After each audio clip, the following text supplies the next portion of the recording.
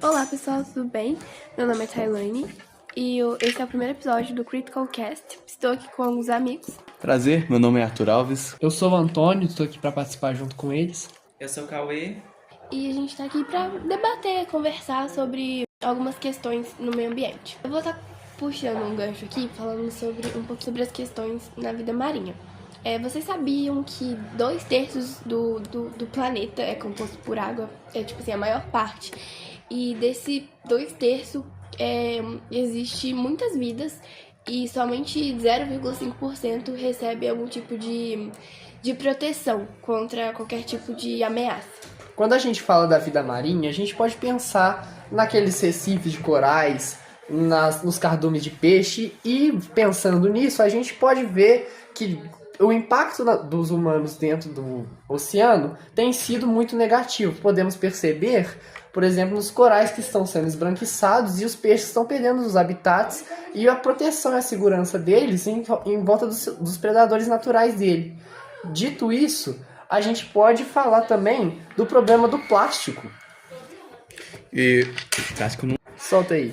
Assim, o plástico a gente vê um problema muito grande, né? Principalmente no tempo que ele demora para decompor. A gente tem uma grande quantidade de plástico no nosso planeta Terra, sendo que esse plástico vai ficar aqui por várias centenas de anos, e isso vai afetar principalmente o ecossistema. Animais vão acabar sendo prejudicados por isso, tanto por tentarem comer, às vezes por se enroscarem, né? Igual a gente vê muitos animais marinhos mesmos, sendo encontrados em praias com sacolas grudadas no seu corpo, etc. Cara, e se a gente for parar pra pensar, é muito bizarro que, tipo assim, o mundo realmente tá interligado, porque a partir de uma ação que o ser humano faz lá na Terra, afeta diretamente a vida marinha. Porque, querendo ou não, a questão de efeito estufa e outros problemas como desmatamento, queimadas, contribuem também para desregular o nível da água, né? O nível do aquecimento do mar, assim, a temperatura. E que é isso um dos motivos que o Antônio citou, que é a questão do embranquecimento dos corais, que eles estão acostumados com um habitat, um certo tipo de temperatura, e a partir do momento que há intervenção humana de uma forma descontrolada, a gente percebe que há um declínio em todas as áreas, né, do planeta. E a gente sabe que são vários os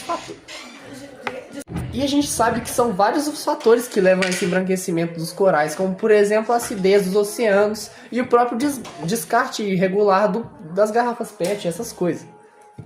A acidez a gente sabe que é causada pelo descarte de resíduos tanto orgânicos quanto artificiais nos mares. A gente pode ver, por exemplo, nos grandes centros urbanos, como a cidade do Rio de Janeiro, São Paulo, que o descarte tem sido todo jogado no oceano, esgotos a céu aberto, enfim. São várias as questões que englobam esse descarte. E a gente vê a formação também de ilhas de plástico dentro disso.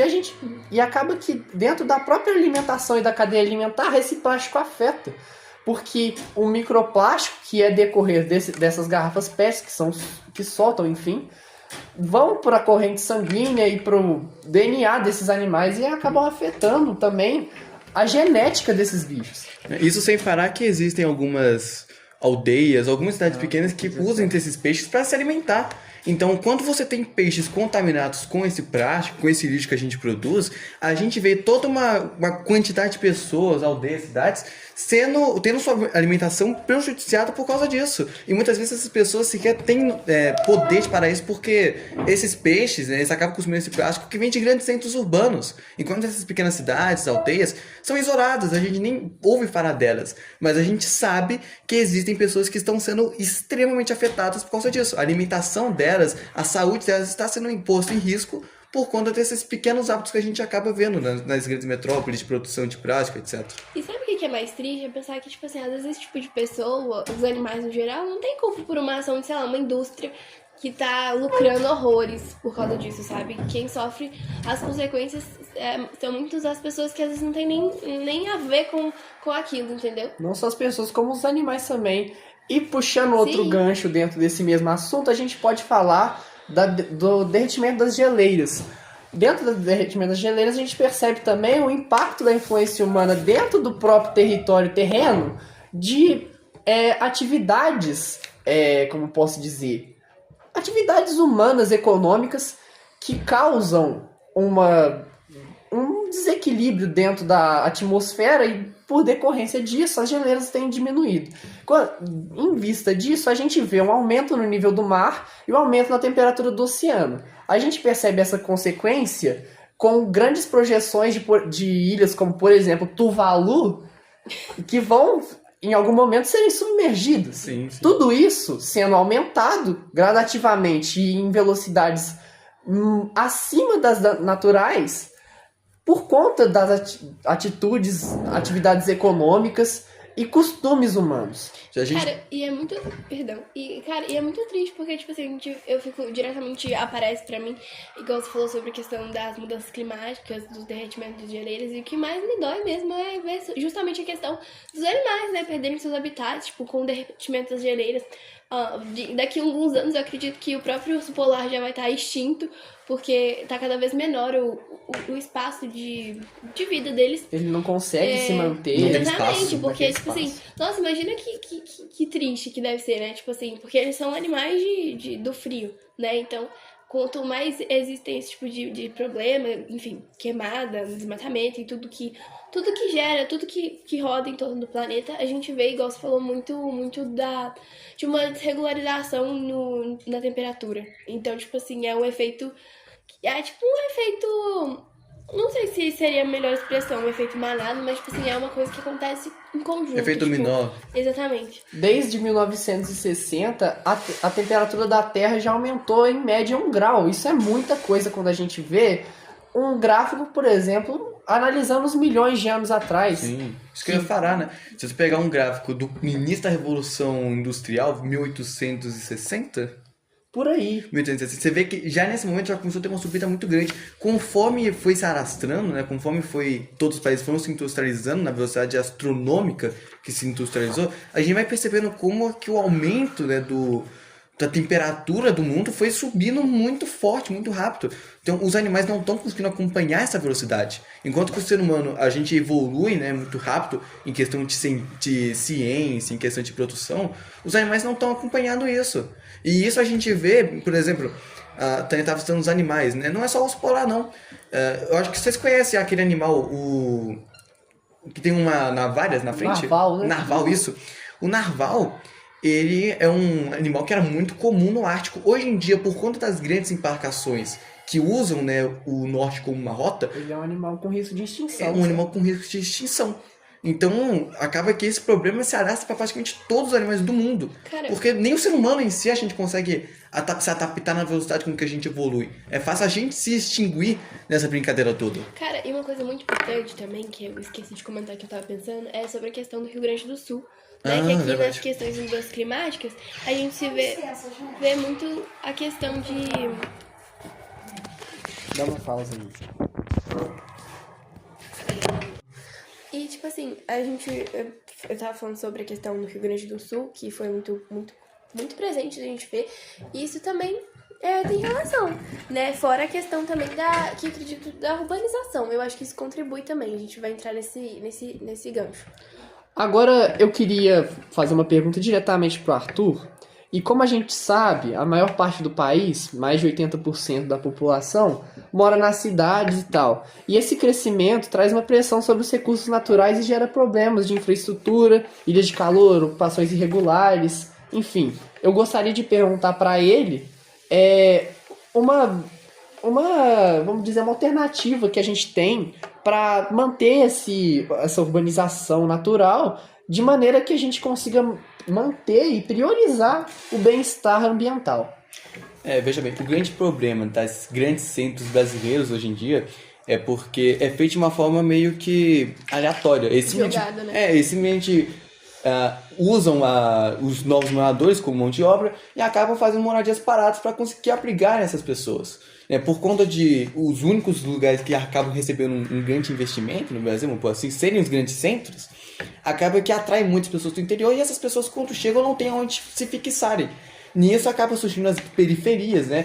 E, óbvio, a periferia não existe uma regra de conservação da natureza. Não, eles vão construindo casa aonde cabe a gente.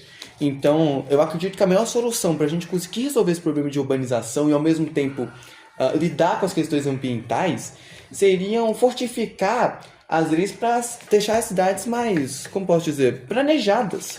Não fazer de qualquer jeito, apenas tentando abrigar todo mundo. Fazer com que as prefeituras dessas cidades tenham um planejamento.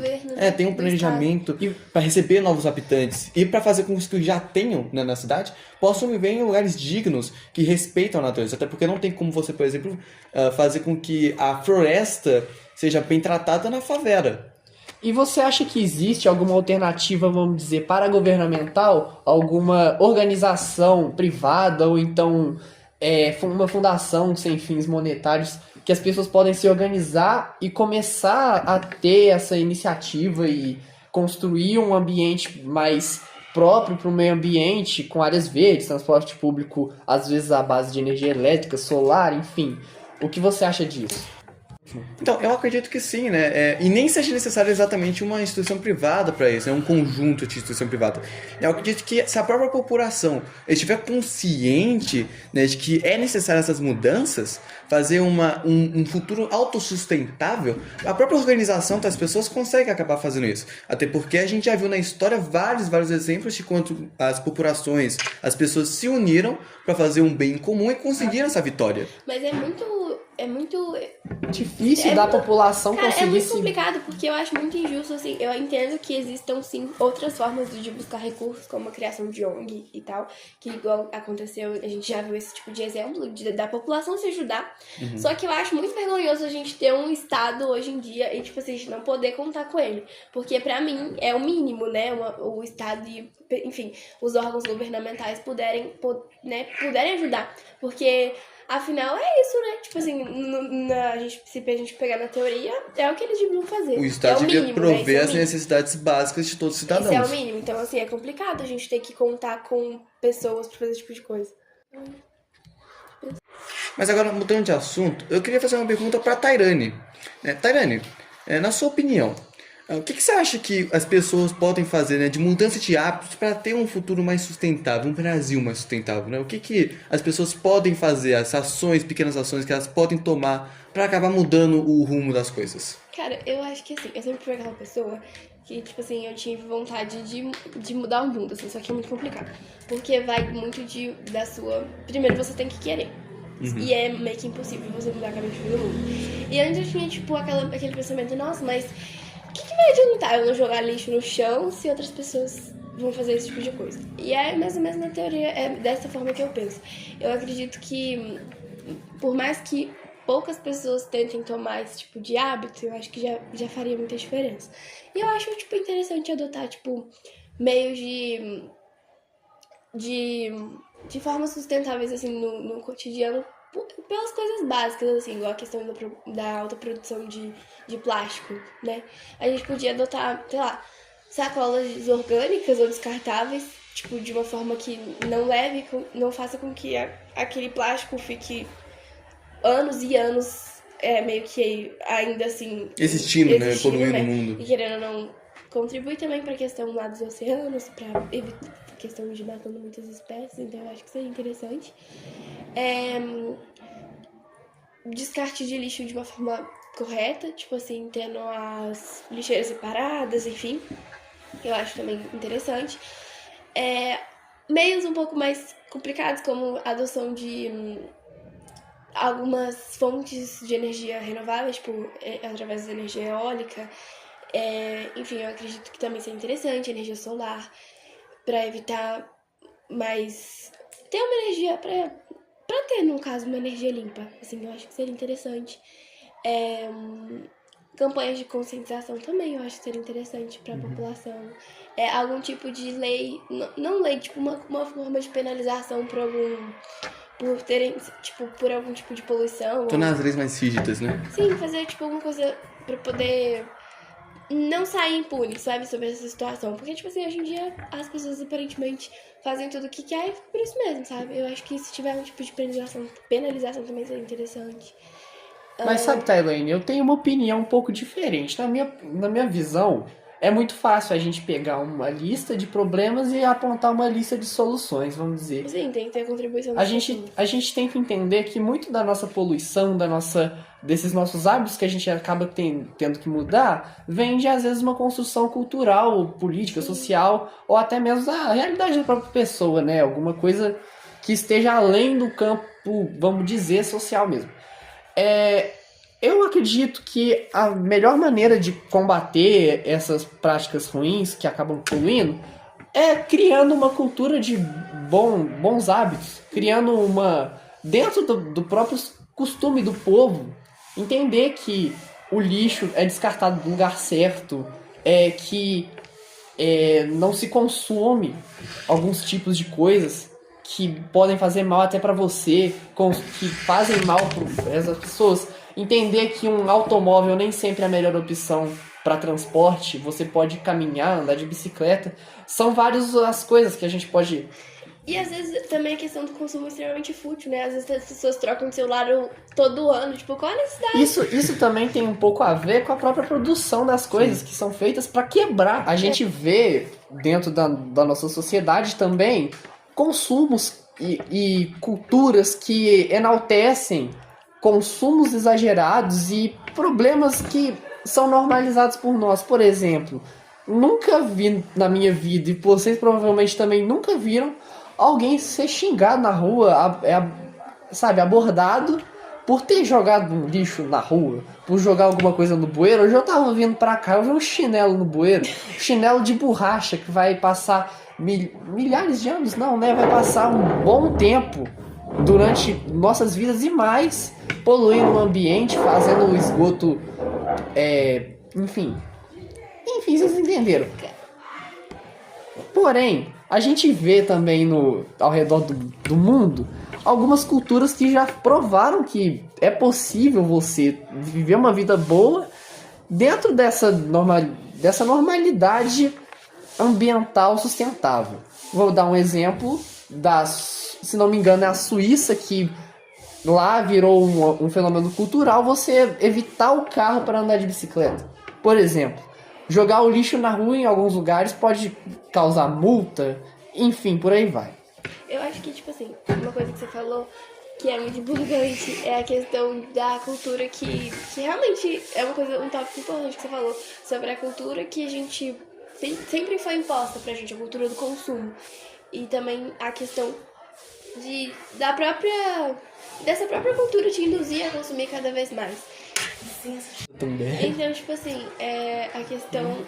Eu acho que tudo influencia a questão do consumo, principalmente o fato que você entrou, que é muito importante, que hoje em dia as coisas são construídas de certa forma. Então, tipo assim, a questão das coisas que são feitas hoje em dia pra não durarem tanto tempo e te forçarem a ter que comprar outra coisa. Então, realmente, a própria cultura te induz ao consumo. Então, é uma coisa que é muito complicada. Vale citar também que essa sociedade de consumo acaba tendo muitos problemas psicológicos das pessoas, agravando elas a uma situação de até desespero, de precisar, de ter necessidade de consumir mais. Sim, a gente vê muito isso. Às vezes a gente tá rodando Instagram, tipo, as pessoas diretamente te induzem a comprar algum tipo de coisa. E às vezes você nem tá precisando daquilo, mas, tipo assim, você sente que, tipo assim, às vezes a pessoa se sente até frustrada de não conseguir ter esse tanto. Bom, pessoal, esse foi o primeiro episódio do Critical Cast. Espero que vocês tenham gostado e ficamos por aqui.